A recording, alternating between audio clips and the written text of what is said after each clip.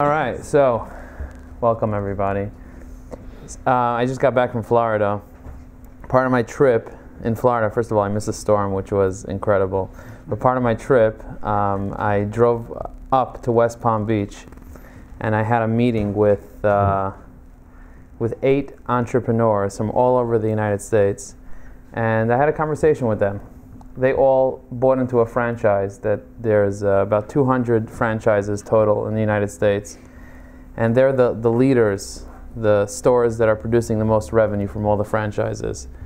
And I was asking them, what are you guys doing? What are you doing differently than everybody else? How are you marketing yourself? How are you differentiating yourself from everybody else? And one of the things that came out of the conversation was they're the ones that are actually making cheshbonos. They're the ones that are measuring things.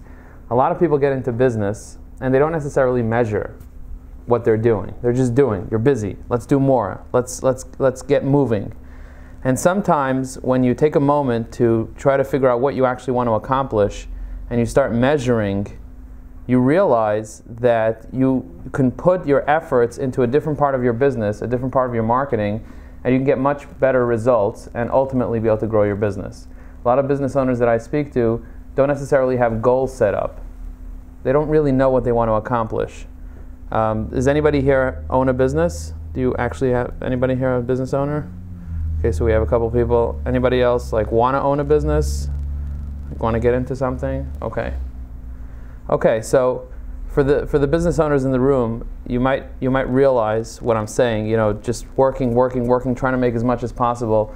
When I speak to some people, I ask them, how much money do you want to make? How big do you want to build your business? And oftentimes people tell me, I want to build it as big as possible. What kind of question is that? And what they don't realize is when you have that mentality that I want as much as possible, that actually limits you. It doesn't give you the ability to get anywhere. Because if you're trying to get somewhere, right, you're not sure where you want to go, you might end up getting somewhere else. Right? And that's confusing because you're just spinning your wheels. And a lot of people are spinning their wheels, and that's why they can't get to the place where they want to go. There are 32 million businesses in the United States, and 96% of those businesses do less than $1 million in revenue.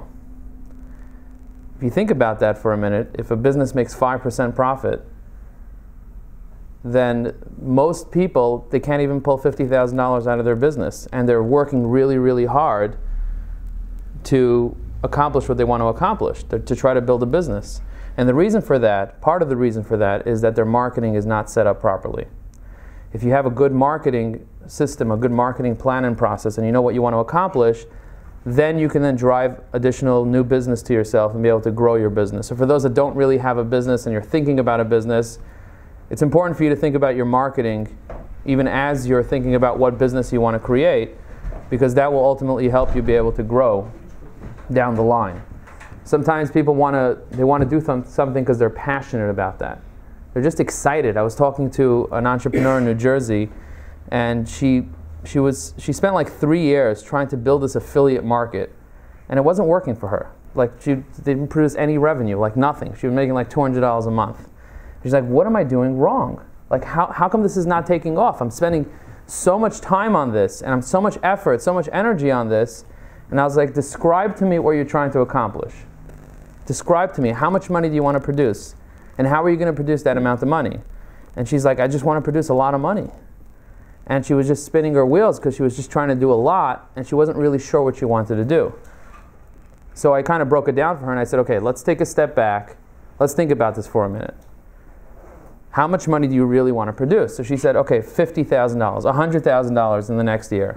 I said, okay, how are you going to go about doing that? She's like, I don't know. That's why I'm speaking to you. What do I need to do? So I said, how many customers can you get? How much could you charge each customer? How are you going to get those customers? So we started having the conversation, and suddenly she realized that from 100 customers, she can easily produce $100,000 by charging each one. Anyone good at math here? 1,000, very good. So $1,000 a customer, she can easily get 100 customers, and now she got really excited. She's like, oh my gosh, that's all I need to do? I was trying to get thousands and thousands of people. I was trying to do SEO, and I was on Facebook with likes and doing all these types of things, and she wasn't really getting anywhere because she didn't really have a goal. When I started my business, My goal was I wanted X amount of customers to spend X amount of money per month, and as a result, I would make X amount of money. That's a very simple mindset that I had. And I went out and I said, I'm going to do these amount of marketing things, and I'm going to measure it. What is my return on investment? If I spend $10,000 on a trade show, how many customers will I produce? How many customers do I need to produce in order for the $10,000 to be even worth it, right? So if I could spend $1,000 per customer and I spend $10,000, I need 10 customers for me to have the right ROI. ROI stands for return on investment, right? So you make an investment and you get a return on it. There are ways to be able to first sell your product and then spend the money, which is Amazon and eBay, which is very popular now. We've been talking about this. But then you don't own the customer. When somebody buys something from you on Amazon, you don't necessarily own that customer. Amazon owns the customer, and the next time they want to buy, they go back to Amazon and they buy again from Amazon. So when you're thinking about your marketing, your business, you want to think about how can I get an ROI, but how can I also build value in my business? If you have a business and you own the customers, they don't belong to somebody else, you can then monetize those customers and be able to continue growing those customers and figuring out how to generate more revenue from those customers. And there are many different ways to attract customers, but the most important part is knowing who your customers are, who your audience is, by asking questions, by figuring out who they are, and then by figuring out a way to give them value. Simple as that. When you give somebody value, they want to spend money with you because they see value, right? So any business that you want to do, I was standing waiting for my luggage. The thing started spinning around. My kids were around me. We're waiting for my bags to come out. The thing's empty. Waiting and waiting and waiting. And I'm thinking to myself, I'm going to call an Uber in a minute, right? So Uber disrupted the whole taxi service. Everywhere I go, I take an Uber now because it's just so simple. I press a button. I can call the guy. I can text the guy. I see where he is. Why doesn't somebody create a system for baggage where I could just drop my baggage off and it lands in my house? Or I can track where my baggage is and I know when I'm getting my baggage. And I was very frustrated not knowing when the baggage would come and where my stuff are, and my kids are everywhere. And if you look at those opportunities and you don't have a business yet and you want to come up with a business, you think about what the potential is for your business, then you can come up with a marketing plan. A lot of people get hung up on creating marketing plans. I need a marketing plan for my business before they even know what they want to do. I just need this. I need. How am I going to promote it? How am I going to be number one on the internet? Number one on Google? And what I tell people is, yes, you can be number one on Google, but it might not help you because you might be number one for the wrong thing. Right? If you're trying to build a museum, and you're trying to be successful at a museum, and you want to be number one, but you don't necessarily have the programs to back it up, or the systems to back it up, or you don't have the ideas of how you're going to be able to grow it to accomplish your financial goals, then you could have all the people in the world seeing you and who you are and what you are and spend all this money, but ultimately you're not going to achieve success. So you really want to take a step back, figure out who my audience is, what I want to do, how am I going to do it, and then you can create a marketing plan to be able to achieve that. There's a lot of shluchim out there that are also, just like businesses, they have organizations and they're just doing things. And I speak to them all the time. They're like, my wife ran the half marathon in Miami. And I was up there by the party at the end. They had some type of a party on a rooftop over there. And I saw a guy from the Friendship Circle, and we were talking. And he's like, how do I get more social media? And I was like, what do you need more social media for? He's like, I don't know. I want to do Facebook. I want to do all that stuff. And what I realized is a lot of people, whether it's organizations or businesses, they just feel like they have to do the things that they have to do, but they're not sure why they're doing it or how they can measure success.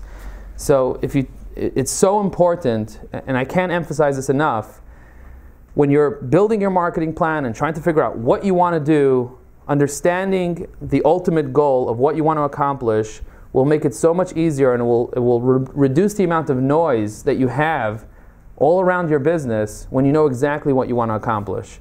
I speak to Rabbi Wardy. He wants to fill a room, right? You want to get 25, 30 people in a room. But when we were having conversations back in the day, it wasn't specific. It was like, how can I reach everybody? What does everybody mean, right? How can I get tons and tons of success? And everybody thinks that way. I think that way myself. A lot of times I get hung up on the excitement. I'm so excited about what I'm doing that I forget to sit down and figure out very specifically, here, this is what I want to do, this is how I want to do it, and these are the avenues, this is how I'm going to invest my time, my effort, my energy to be able to accomplish what I want to accomplish. And if you sit down and you write down what you want to do, and most people don't write anything down. I see most people here are not writing anything down. But in general, if you take a moment and you sit down and you write down what you want to do in very simple terms and you break it down, this is how many customers I need, this is how much money I need to make off each customer, this is the information that I need to provide to them, this is how I'm going to add value to them, this is how I'm going to close them, this is how I'm going to market to them, this is how I'm going to reach them. If you break it down, suddenly it becomes real. And you can actually see from the beginning to the end of how you're going to do it. And then it's all about execution. Then it's all about just doing and working and working and working. But a lot of people start working way before they have the actual vision of what they want to accomplish. And when that happens, you get stuck in this vicious cycle of just, I'm marketing, I'm on Facebook, I'm updating my Facebook every day, my business is not growing, I'm updating my Twitter, I'm on LinkedIn, I'm going to tons of networking events. I'm guilty of going to many networking events and not seeing an ROI. At one point, I was just going to as many networking events and getting as many business cards as I can. And one day I stopped and I said, hang on a second, I have 1,000 business cards with a lot of people that I met. What was my return? What am I getting? Why am I going to so many events and sacrificing all this time? And when I looked at that and I measured it, I realized that I only have to go to a few events that I'm actually getting a return on investment from. And when I started doing that, my ROI went through the roof, and I ended up spending a lot less time getting out there, building deeper relationships with the people that are actually going to make an impact and help me be able to grow my business. There are two different types of sales. There's sales that are transactional sales. You walk into a cleaner's, you do a transaction, you walk out of a cleaner's, right? And then there are relationship sales. You build a relationship. Real estate is a relationship sale. It's not really a transaction. Somebody has to trust you, give you an exclusive on your home. You have to be able to build trust with them and build a relationship to be able to sell their property. And then you have to market their property. And you have to know how many people are going to be able to see the listing and be interested in the listing before you're actually going to get people interested in buying it. So there's a whole process to it, but there's a very big difference between how you market when you're trying to do transactional sales versus relationship sales. And there's also a fusion between marketing and sales. A lot of people say, oh, I just need to market myself. I don't have to worry about sales. They're going to happen by themselves. And in reality, they're two separate components, but there's a fusion between the two as well. So when you're doing, depending on your business, and I'm talking very general now because I'm not talking about any specific business, but I'd be curious to hear from all of you, or if anybody wants to chime in and have a conversation to figure out something that I can give you as value, something that you're wondering, whether it's marketing or sales related, and how I can kind of frame it for you so that everybody else can learn. Does anybody want to volunteer to say something or ask something? Go for it. Yeah, me and my wife here, so we have a jazz band. A jazz band. Yeah. And I really figured out that we have everything has to be calculated as far as money goes. But right now I'm standing at the point, I'm thinking, who is my target audience? Right. Because you can do Nigunim and jazz, and then the more frum crowd, or I can just simply do jazz, and then target all the bigger companies. Right. And your marketing is going to be very different if you're doing chasanas, right, or you're doing events. What? So the question was, I have a jazz band, okay, and I am not sure who my target audience is. From one end, I could do Hasidic Nigunim, and I could target people within the local community, and I can make a certain amount of money, a certain amount of things, a certain amount of people will be able to buy into this, or I can go out there and just do jazz for the general public, right? The question is, what do you have a passion? What do you want to do? Do you want to service a community? Do you want to do Nigunim, or do you want to just be out there and do the whole world? And if you want to do this, and you know how much you can make off doing this, how much you want to make off doing this, like there's a certain amount of money that people will pay for an event, right? Let's say it's $1,000, okay, just to keep it very simple. If somebody's going to pay you $1,000 to do an event, right, there's a limited amount of events that you could do with just your time, because you're not necessarily hiring people to do it for you right now. It's just your time right now. Let's just say it's your time, okay? Maybe you are hiring people. Let's say it's your time. You want to be able to book 200 events every single year. Let's say that's your goal, right? That's a lot of events. 200 events at $1,000 per event is how much money? Does anyone know? $200,000, exactly. So is $200,000 enough to make you happy, to satisfy your need, to be able to pay your bills? Or do you say, well, my expenses are $175,000, I can't lift off $25,000, I need to make $1 million. How do I make $1 million? I'm not doing 1,000 events, it's too much work. Well, how can I charge $5,000 per event? You know, so kind of framing your business around that, then you could take a step back and say, okay, can this market pay me $5,000 per event? Or if you do want to generate $200,000 and you want to do 200 events, who are the people you're going to be doing those events for? And then figuring out how to market to those people. If they're on CrownEye.info, if they're on Schmace, if they're on COL, if you're going to be mailing them stuff out, if you're going to be building relationships with photographers, with caterers, with halls, with venues, if you're going to get press, if you're going to do videos of yourself, there's so many things that you can do, and it's beyond overwhelming, right? But if you take a look at the numbers and you say, okay, I want to achieve $100,000 or whatever I want to achieve, and you figure out how many you need to do that and how many you have by default, then you can figure out how you're going to get there by figuring out how you got what you have right now and leveraging that as well. Does that make sense, or it's a little over your head? It makes sense, and it's also a little over your head. Okay. Yeah, so there's a lot of businesses. So there's a business where you leverage your own time, you offer a service, right? You're limited to how much time you can do, right? And then there's a business where you're just selling products and services, and you could do as many as you want. But when you're selling products and services, you also have to figure out that there's going to be a certain percentage of your revenue that's going to need to go into marketing in order for you to be able to sell that product. Let's say you're selling a watch, like for example this watch. If you're selling a watch that costs $300, right, you might have to spend $60 to get someone to buy that watch for $300 using advertising, right? So if you spend $60 and it actually cost, and your profit's only $40, you're losing $20 for every single watch that you sell. That doesn't really make sense. If your profit is $100 and you're spending $60, now the question is how you can scale that. How many watches could you sell at $60 per watch? And a lot of this is simple math, simple cost per acquisition, and figuring out how can I spend a certain amount of money to make a certain amount of money. A lot of entrepreneurs get stuck in, how can I spend nothing and try to get unlimited? Or how could I spend very, very little? And that's why people always think about search engine optimization. It's free. I could be number one on Google and I'm suddenly rich. I'm suddenly going to have unlimited traffic.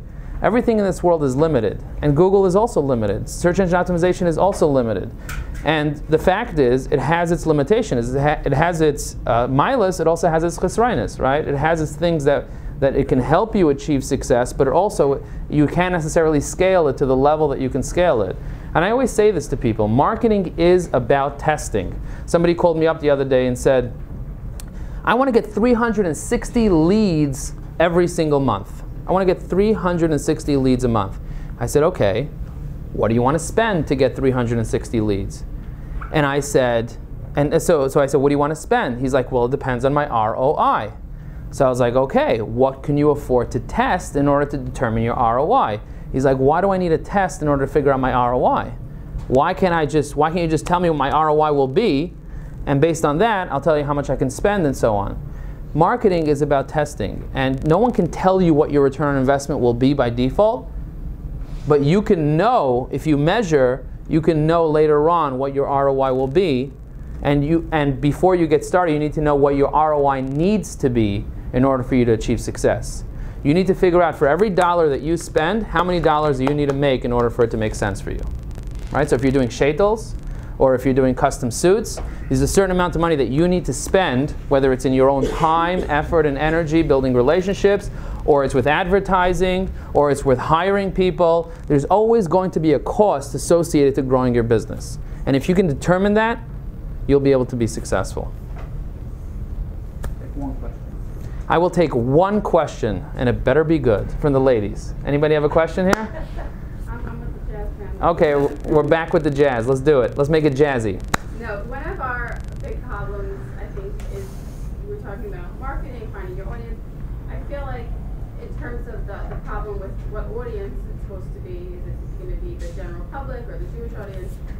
Do you find that a lot of people who are looking to identify their audience also have to isolate one or the other, not just with Jewish or non-Jewish, but with like, is a lot of it a sacrifice of saying, I'm going to isolate them if I market to them?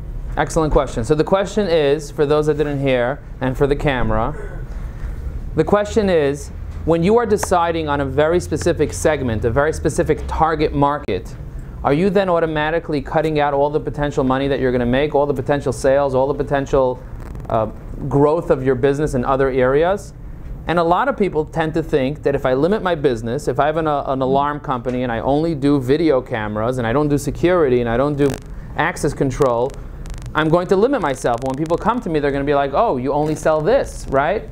But in reality, if you're able to focus your energy on something, you will be a lot more successful because you'll figure out how to accomplish what you want to accomplish when you're focusing. If you're trying to do everything, you're going to end up doing nothing. You're going to end up spreading all your energy. But if you put your focus and you say, okay, I am going to be the best Hasidic jazz band in the world, and I'm going to get 200 customers per year to spend $1,000 with me. You have that type of clarity, that type of focus. How am I going to do that? You can then see till the end and then be able to build your marketing plan around that. Now, if somebody else comes to you from Manhattan and says, I'd like you to do jazz, blah, blah, blah, blah, you might still be able to do it. People might say, oh, you do Hasidic, and you do non-Hasidic, could you do traditional, could you do 5 towns or whatever? You might say, of course I can do that, and bam, bam, bam, and I'll do it for you. But when you're outbound and you're focusing, that is how you're going to be able to get to where you want to go. If you know you want to go from New York to California, and you focus on California, you might change your route along the way, but eventually you'll get to California, you'll get to where you want to go. But if you're not focusing, it becomes very, very difficult. So hopefully that was helpful.